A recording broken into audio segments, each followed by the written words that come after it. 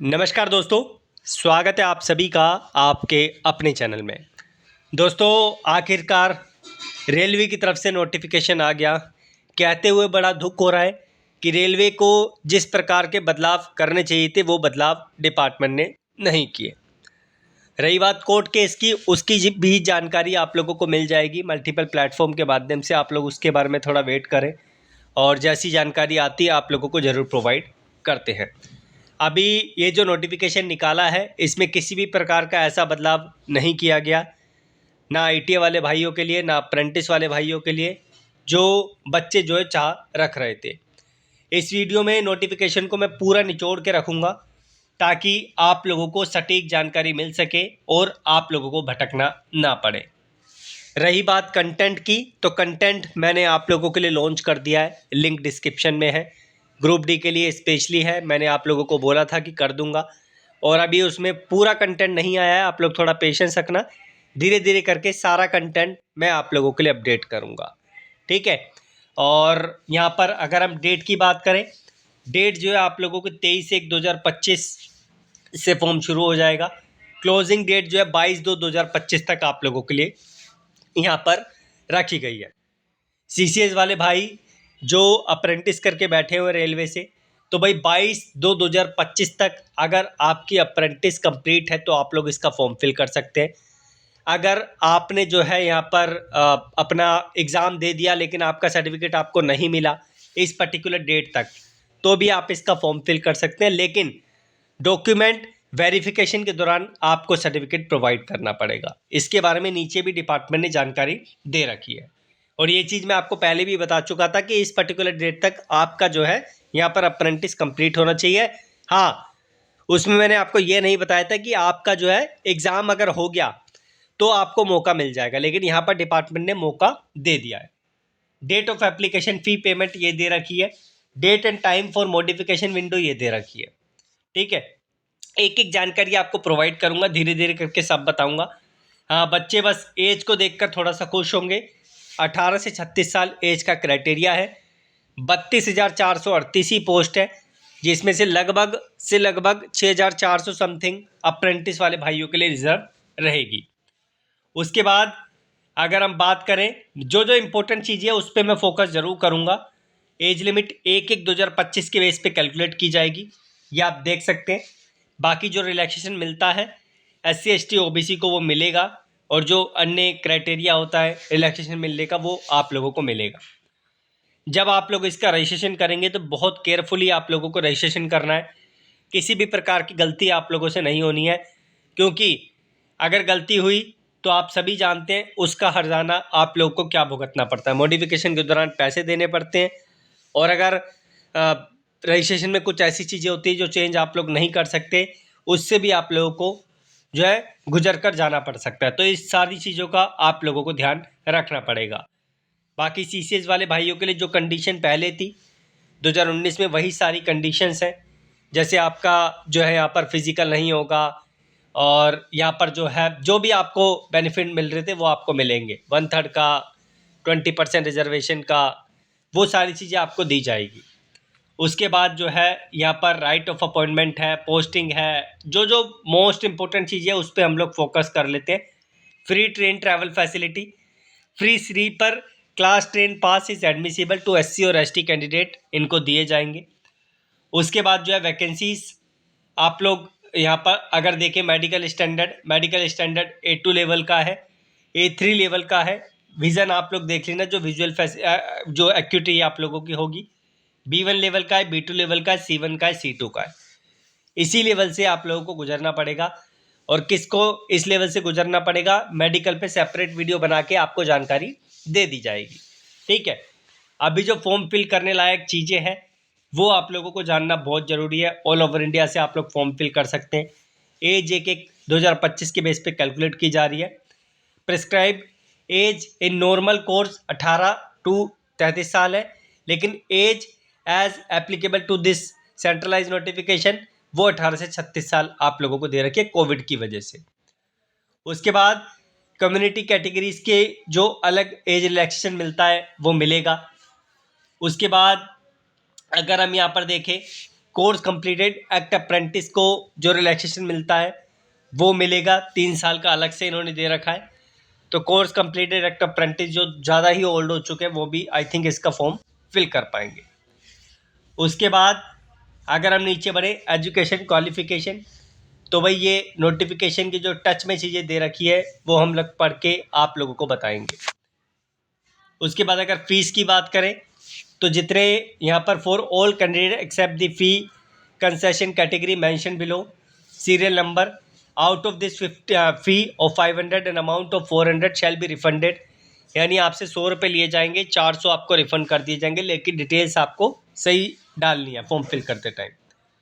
PWBD female transgender ex serviceman, इनसे 250 लिए जाएंगे और पूरे के पूरे 250 इनको रिफंड कर दिए जाएंगे, जिसमें SC ST माइनॉरिटी और EBS के जो बच्चे हैं वो भी आ रहे हैं। मोड ऑफ फी पेमेंट जब फॉर्म फिल करेंगे तब आप लोगों को बहुत अच्छे तरीके से क्लियर हो जाएगा। उसके बाद जो है यहाँ पर और भी चीज़ें हैं जिसे हम लोग पढ़ते हैं आप लोगों के लिए। रिफंड ऑफ फी एग्जामिनेशन, तो जब आप लोग फॉर्म फिल करेंगे तो आप लोगों से बैंक डिटेल्स मांगेगा, तो वो चीज़ देख लेना आप लोग। आई थिंक पहले का जो रजिस्ट्रेशन है वही आप लोगों का काम आए, बाकी जब फॉर्म आएगा तो पता आप लोगों को चल जाएगा कि पहले वाला काम आएगा या आपको न्यू रजिस्ट्रेशन करना पड़ेगा। ये फॉर्म फिल करते टाइम चीज़ें आपको पता चलेगी। CCs वाले भाइयों के लिए सेपरेट बात करेंगे, नीचे इन्फॉर्मेशन दे रखी है, थोड़ा पेशेंस रखो। और यहाँ पर जो है नीचे हम लोग बढ़ते हैं सेंट्रलाइज एम्प्लॉयमेंट डिटेल में, और बाकी PWBD वाले भाइयों को भी कुछ पूछना हो तो एक बार मुझे बता देना।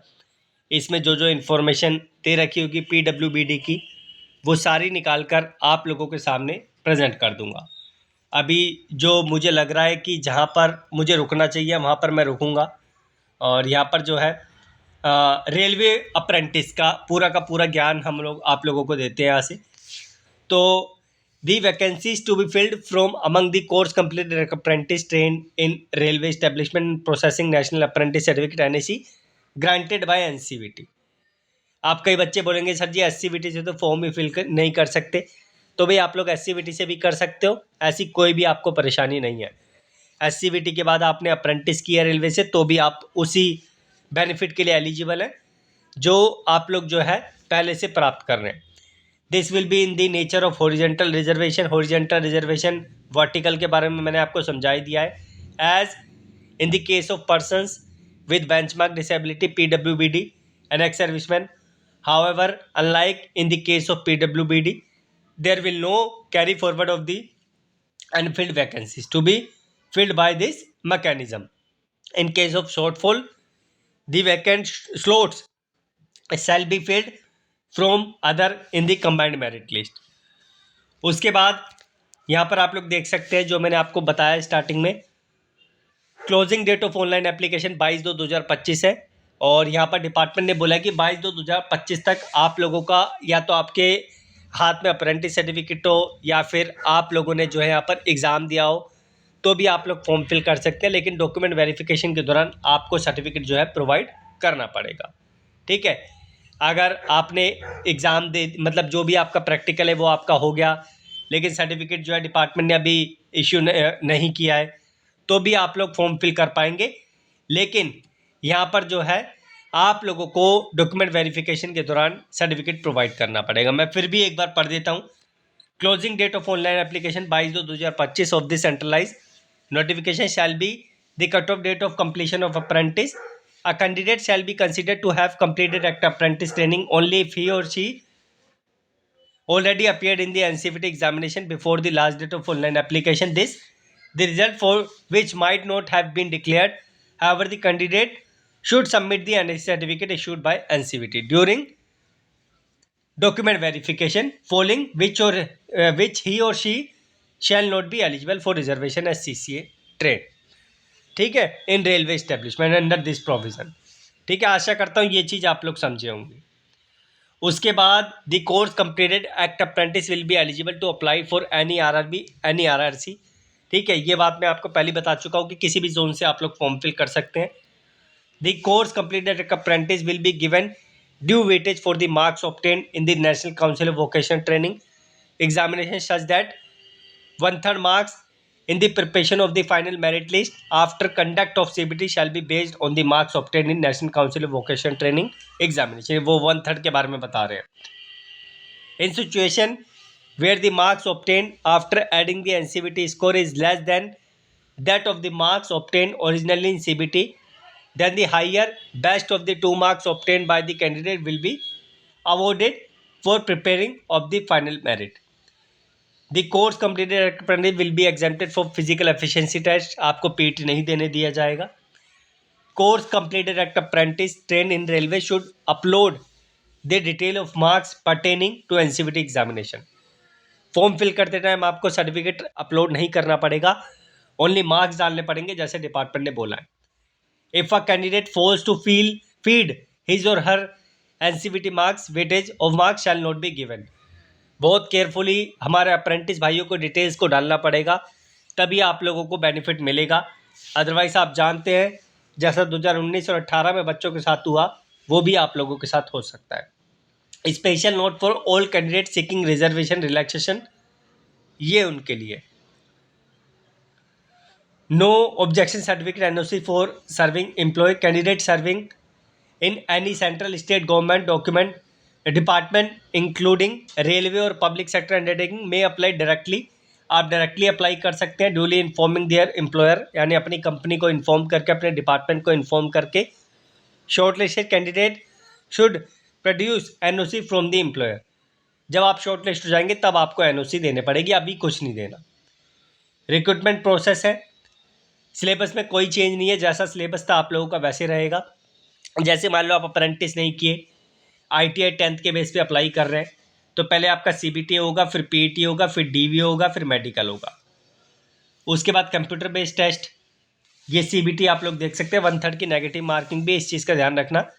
General science 25 number, mathematics 25 number, general intelligence 30 number और जनरल अवेयरनेस जो है आप लोगों की 20 नंबर. 20 क्वेश्चन है ये, सॉरी मार्क्स मैंने बोला.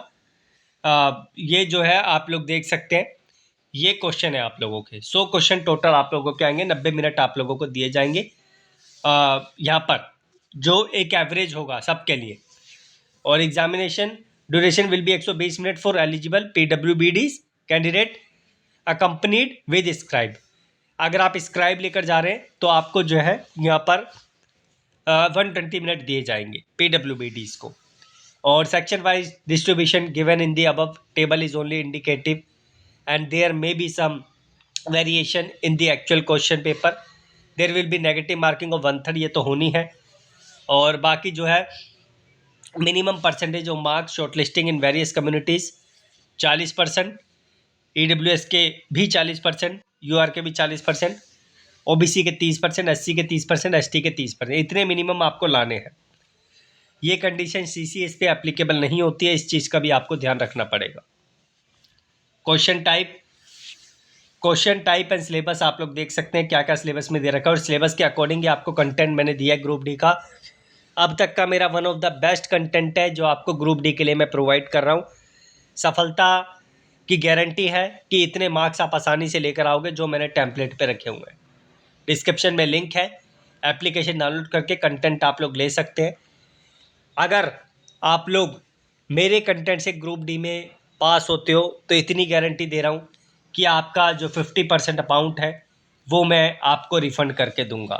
इतना मेरे से मैं जो है वादा करता हूँ, और इतना विश्वास है मुझे कि जो बच्चा कंटेंट लेगा वो बच्चा जो है, स्पेशली CCS वालों को बोल रहा हूँ कि वो डेफिनेटली सफल होगा.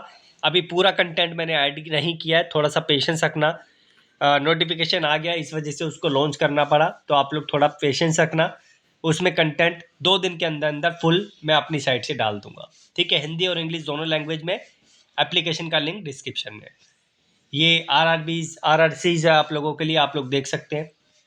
जोन्स आप लोग जो है देख लेना जब फॉर्म फिल करेंगे. और यहाँ पर टेबल आप लोग देखें, वैकेंसीज़ की टेबल जो है आप लोगों के सामने है, ये आप लोग देख सकते हैं किस तरीके से वैकेंसीज़ को इन्होंने जो है बांटा है, कैसे किया है, ये आप लोगों के सामने है. क्वालिफिकेशन आप लोग देख सकते हैं, 10th पास चाहिए या ITI चाहिए या अप्रेंटिस चाहिए, जिसे देखकर बहुत दुख हो रहा है. जहाँ पर 10th प्लस ITI या 10th प्लस अप्रेंटिस होनी थी, वहाँ पे क्वालिफिकेशन को कैसे बदल दिया गया डिपार्टमेंट के द्वारा. आप लोग देख सकते हैं किसके लिए कौन सा मेडिकल होगा। और ये जो आप लोगों के डिविजन्स हैं रेलवे वाइज वैकेंसीज है वो आप लोगों के सामने है। आप लोग देख सकते हैं ये टेबल, ये नोटिफिकेशन सब कुछ आप लोगों को ऑफिशियल साइट पे दिख जाएगा। मैं लिंक भी आपको डिस्क्रिप्शन में दे दूंगा, आप लोग जाकर देख लेना। इसके अलावा किसी भी प्रकार का सवाल आप लोगों के माइंड में आता है आप लोग कमेंट बॉक्स में मेंशन करें। प्रॉमिस कि आप लोगों के सारे सवालों के जवाब दिए जाएंगे और एक एक चीज़ आप लोगों को यहाँ पर बताई जाएगी। बाकी डिस्क्रिप्शन में जो इंपॉर्टेंट लिंक्स है एक बार जाकर आप लोग चेकआउट कर लेना, ताकि आप लोगों को जो है चीज़ों के बारे में पता चल सके। धन्यवाद।